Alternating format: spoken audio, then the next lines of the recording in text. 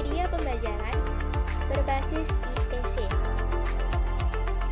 Media pembelajaran yang berbasis IPC adalah alat yang digunakan untuk mengolah, mentransfer, dan memuat data informasi dari perangkat yang satu ke perangkat yang lainnya.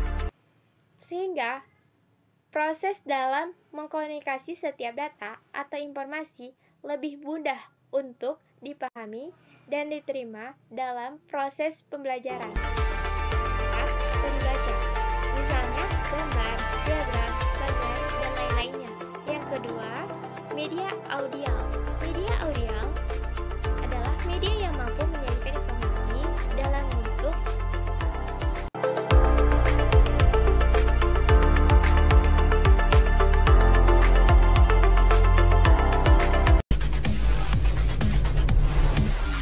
Assalamualaikum warahmatullahi wabarakatuh. Nama saya Iman Khairia Sitorus, NIM 0303193201, Prodi BKI 2. Di sini saya akan menjelaskan tentang hakikat media pembelajaran berbasis ICT atau multimedia. Pada hakikatnya, setiap media pembelajaran yang berbasis ICT multimedia atau tidak merupakan alat untuk menyampaikan pesan atau informasi, baik berupa kata-kata, gambar, video, dan sebagainya. Jika pengajar dalam proses pembelajarannya tidak menggunakan media pembelajaran apapun, tidak akan dikatakan gagal. Karena yang utama dalam proses pembelajaran adalah peserta didik dapat belajar dengan baik dan mencapai tujuan yang hendak dicapai yang telah dirumuskan sebelumnya. Terima kasih.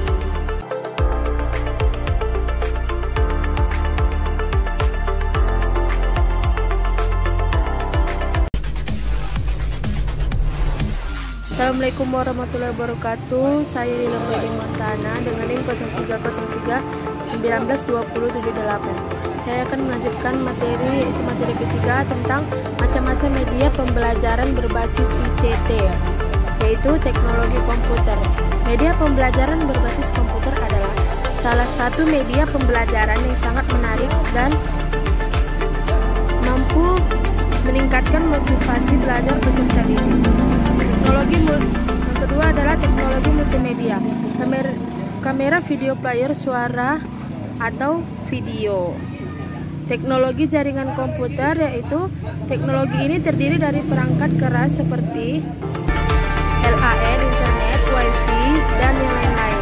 Selain itu juga terdiri dari perangkat lunak, aplikasi jaringan seperti web, email, Java, PHP, aplikasi basis dan data, dan lain-lain.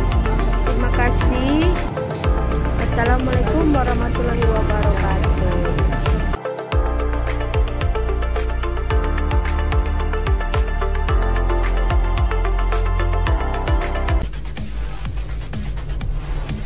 Assalamualaikum warahmatullahi wabarakatuh. Saya Rizky Damanik. Di sini saya akan melanjutkan materi yang keempat, yaitu ICT sebagai alat bantu atau media pembelajaran. Pendidikan berbasis ICT telah lama dimulai sejak tahun 1960-an dengan pendidikan berbasis komputer. Seiring dengan perkembangan teori belajar, semula pemanfaatan komputer dalam pembelajaran menggunakan pendekatan teori behaviorisme. Komputer lebih banyak digunakan untuk melakukan drill and practice.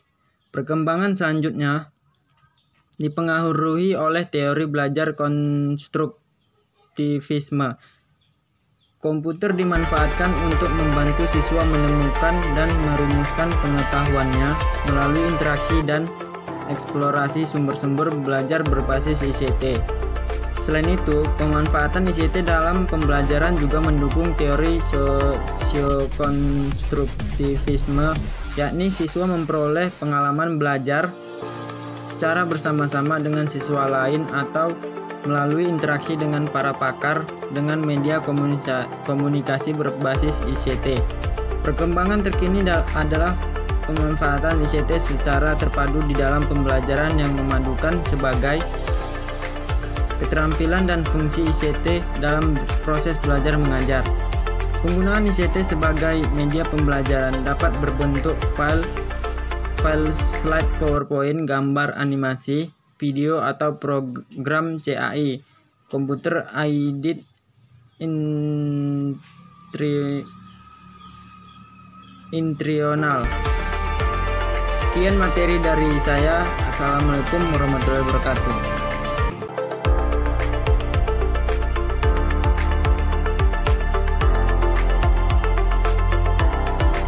Assalamualaikum warahmatullahi wabarakatuh. Nama saya Rizka Zakia Ulfa, NIM 0303192558. Di sini saya sebagai pemateri kelima akan menjelaskan tentang keuntungan penggunaan media berbasis ICT.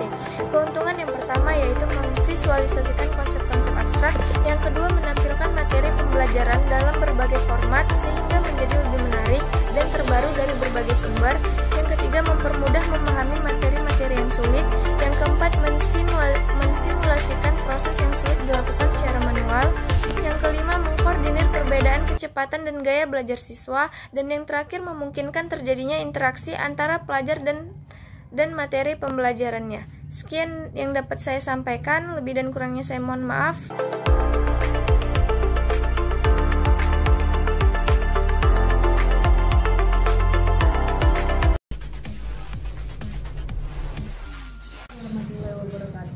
Saya Siti Zalda Rifana NIM 0303192073 akan melanjutkan materi dari saudari Rizka. Teknik pengolahan data dan informasi menggunakan media pembelajaran berbasis ICT atau multimedia. Data dan informasi. Dalam media memiliki dua aspek selain software dan hardware-nya, yaitu aspek data dan informasi. Aspek data adalah pesan-pesan yang terkandung dalam media yang belum diproses menjadi sebuah informasi dan belum siap untuk dikomunikasikan kepada peserta didik dalam proses pembelajaran. Sedangkan informasi adalah data-data atau pesan-pesan yang sudah diolah menjadi sebuah informasi yang siap untuk dikomunikasi kepada peserta didik dalam proses pembelajaran. Siklus pemrosesan informasi.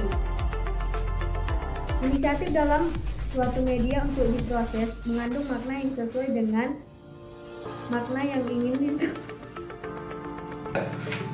kaitannya dalam proses pembelajaran.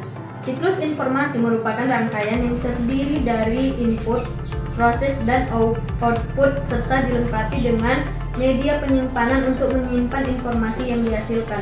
Selain itu, komunikasi menjadi elemen penting dalam siklus pemrosesan informasi. Dengan media komunikasi, data dan informasi dapat dikirimkan ke tempat lain melalui jaringan komputer. Itu saja yang bisa saya sampaikan. Akan dilanjutkan oleh pemakalah selanjutnya teman saya Zalza Faradila.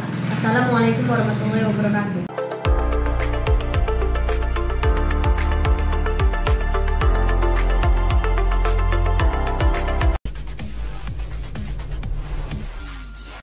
Assalamualaikum warahmatullahi wabarakatuh.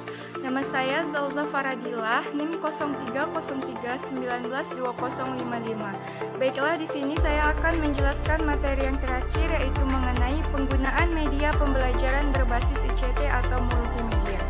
Media pembelajaran yang berbasis ICT atau multimedia atau tidak pada dasarnya adalah alat yang digunakan untuk menyalurkan pesan kepada penerima pesan. Multimedia misalnya ketika digunakan dalam proses pembelajaran memadukan atau menggabungkan beberapa jenis media agar pesan yang disampaikan lebih bermakna kepada peserta didik. Penggunaan media berbasis ICT atau multimedia akan berjalan efektif dan akan mengarah pada pembelajaran yang berpusat pada kegiatan peserta didik, yaitu dengan yang pertama, mengembangkan kemampuan peserta didik untuk memecahkan permasalahan dalam kehidupan nyata atau kontekstual, sehingga pendidikan menjadi relevan dan responsif terhadap tuntutan kehidupan nyata sehari-hari. Yang kedua, menumbuhkan pemikiran reflektif. Yang ketiga, membantu perkembangan dan keterlibatan aktif dari peserta didik dalam proses pembelajaran.